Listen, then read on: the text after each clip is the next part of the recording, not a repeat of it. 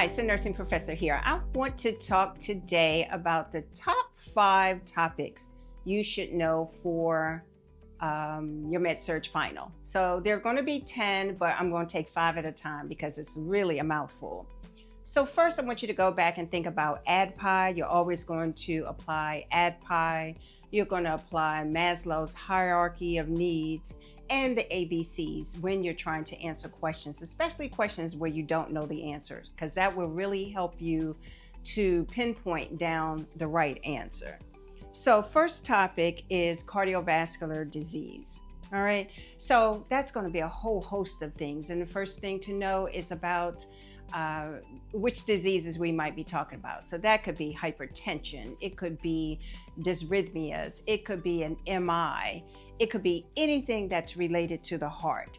And we know the connection between cardiac and respiratory. So you really need to pull both of those topics in together.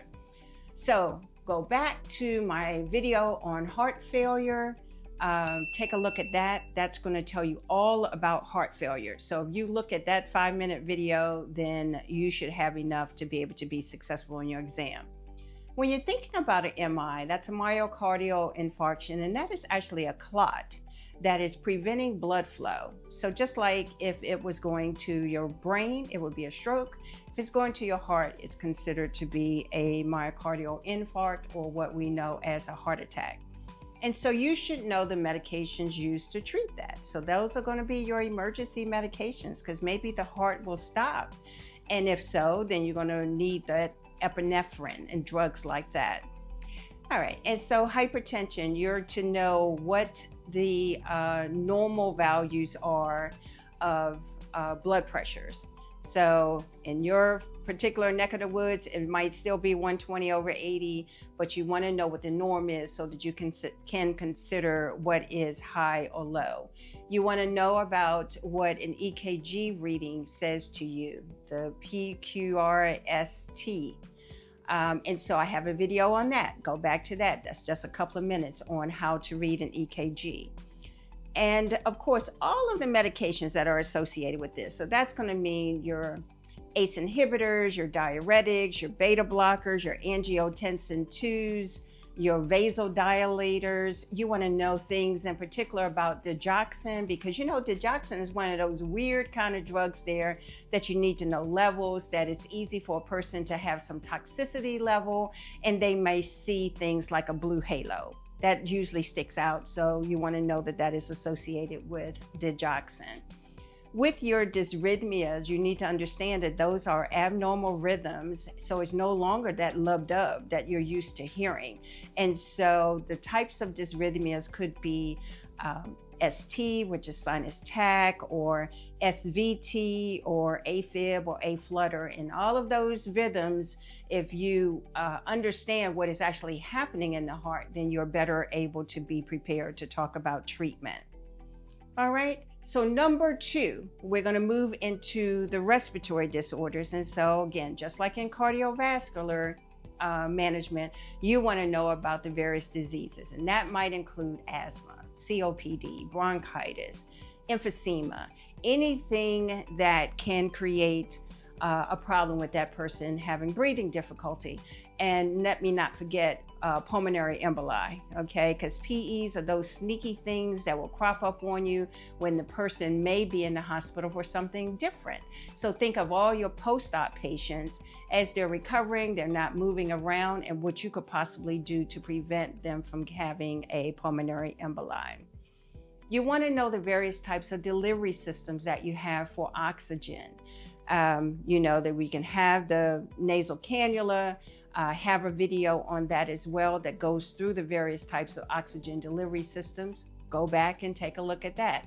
With oxygen, you want to add humidification because it's a lot more comfortable. And if we can make our patients more comfortable, they're going to tend to keep it on. Now, one other thing to be aware of, oxygen should not be delegated to an unlicensed assisted personnel.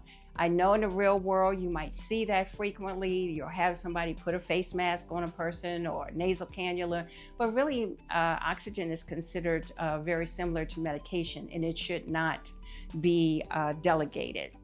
You should know about your ABGs, what's normal, what's not. Remember that 7.35 to 7.45 is that standard. Anything below that is considered acidotic. Anything above that is considered alkalotic. All right, and it's important for you to know that, because if you're trying to interpret whether or not someone has respiratory or metabolic acidosis or alkalosis, then you need to know that gauge there, 7.35 to 7.45. Also, another trick, and you probably have heard this, that when trying to determine acidotic versus alkalotic, if you use the acronym ROME, R-O-M-E, then what that says is respiratory is opposite, metabolic is equal. So let me tell you what that might mean. If you get the pH, so your pH is between 7.35 and 7.45, that's normal. So say, for example, your pH is 7.2, then that's acidosis, right? Then you look at your PCO2 or your bicarb. Now, if that is going the opposite direction of that pH, because we just said the pH was low, if your bicarb is going up, then that is considered respiratory acidosis. If the bicarb is going in the same direction as the pH, then it's considered metabolic acidosis. Okay, and the same would be true if we're talking alkalosis. So remember ROME. That's a really good way of understanding the difference between respiratory and metabolic acidosis or alkalosis. Understand that the pulse ox is a very quick and easy way to get a person's oxygen saturation level. And so that norm should be between 95 and 100%. You might have to remove things like fingernail polish in order to get an accurate reading. You might have to hold it onto a person's digit in order to get an accurate reading as well, because the hands need to be warmed and things like that. So remember, cardiac and respiratory go together, because it's impossible to really disconnect the two of them, because if one goes bad, usually the other one is going to go bad. So number 3 is neuro disorders. And maybe a week ago, I did a whole video on neuro disorders, and I'm going to refer you back to that, because that one really went into detail. But you want to know things like your cranial nerves. You want to understand that neuro disorders might be strokes or Parkinson's disease, traumatic brain injuries, seizures, and how you will care for the person that has that. You always want to think safety when you're talking about a person with neuro disorders, because many times there are confusion associated with that. So let's take one for an example, seizure disorder. Somebody has a seizure. One of the first things you want to do is time it. So you're going to pull out that watch or watch that clock, and you're going to time it. Seizure began at this time, it ended at this time, because that becomes very important for the provider to know when they are trying to decide which drug the person should have, what the post-ictal phase might look like. Understand what a post-ictal phase is, as well as an aura, because some patients have an aura, which means they see something prior to having a seizure, and the post-ictal phase is when your person is coming out of that seizure. That's when they start to be really groggy, and they're talking to you, and they might not be fully alert and oriented. With seizures, you want to always think of safety, so you want to move everything out the way. You never want to put anything in someone's mouth. Forget the biting of the tongue thing. You know, used to be many years ago, people would put something in a person's mouth so they would not bite their tongue. That is no longer what we suggest. Know those assessment scales like Glasgow Coma scales, NIH stroke scales, and neurochecks. Those are going to become quite important when caring for the patient with neurological disorders, and also include those people who have paralysis. All right. Number 4 is infection control. This probably really should be number 1, because we know that an infection can really undermine and make a person significantly sicker than they were when they came into the hospital. And so what are we going to do? We're going to hand wash for at least 20 seconds. That's happy birthday times 2. Or if we don't have blood or body fluids on our hands, then we can use hand sanitizer. It's important, again, not to blow it, not to shake it, not doing any of those things, but to rub it into your skin and let it air dry. You need to know the difference in the precautions, the signs that go on the wall. Like standard precautions means that we're treating everybody as though they're potentially infected. Contact, we're going to be concerned when we come in contact with that person, those people that may have open wounds or things like that. Droplet precautions, those are going to be people who have some sort of respiratory disorder, and as they cough, the droplets kind of hang in their air. And so with that, it's important that we know how to always see them with a mask on. And TB, think about with a person with TB, you must have a negative airflow room, or you would have a HEPA filter, or you would have, and you should have an N95. It's very important that for patients with TB that you have an N95 mask and not just a regular surgical mask. It's also important that you know the order in which you put on your PPE, your personal protection equipment. You put on your gown first. You're going to think about things like that, then what comes next. And so you want to know the order in donning and doffing your PPE.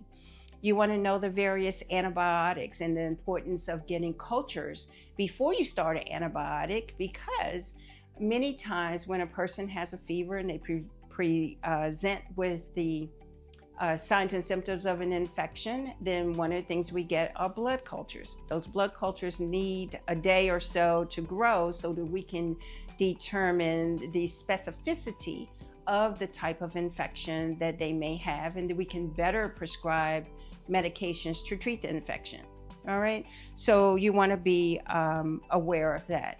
Once you have the blood cultures drawn, then that would be the appropriate time to give the acetaminophen, but you try not to give it ahead of time of getting the cultures. All right, number 5 is pre and post-op care along with wounds, because we know with pre and post-op we usually have a surgical wound.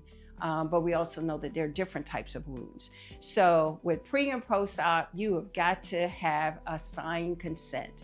You serve as only the witness to the consent. If your patient or patient's family has questions afterwards and the surgeon is not there, you need to let the surgeon know before that surgery starts. All right. You want to teach any post-op care ahead of surgery, because when a person comes out of surgery, they're waking up. That is not the appropriate time to do any type of teaching. So you teach them beforehand what to expect. You're going to have pain here. You might have drainage here. This is how you use an incentive spirometer. You want, if a person comes out of surgery and their post-op wound is bleeding, you want to reinforce that wound, not take the first dressing down, but add some dressing to it and contact the surgeon and let the surgeon take a look at it. You want to be aware that a person post-op is susceptible for DVT, which is a clot that usually is in the lower extremity, and it can travel and it can lead to a stroke. So things that we will do to prevent a deep vein thrombosis is to apply anti-embolytic hose. Those are those white stockings, also called TED hose, that are a little difficult to put on. We want to elevate the legs. We want that person up and moving as soon as they have been cleared to do so. You can also have these compression devices. They're called SCDs, or sequential compression devices. And that's a machinery that can go on top of the anti-embolytic hose in order to expand and contract and help prevent those blood clots from forming. Blood thinners, think of your Lovenox, your heparin, your apixaban, Coumadin, all of those drugs like that you want to be familiar with post-op, because many patients may end up on them. Now, then we have the other type of wounds that are not surgical wounds, and those are wounds that are typically from pressure, and they range from stage 1 to 4. So remember, a stage 1 wound is when you get that blanching, almost a redness, but the skin is still intact.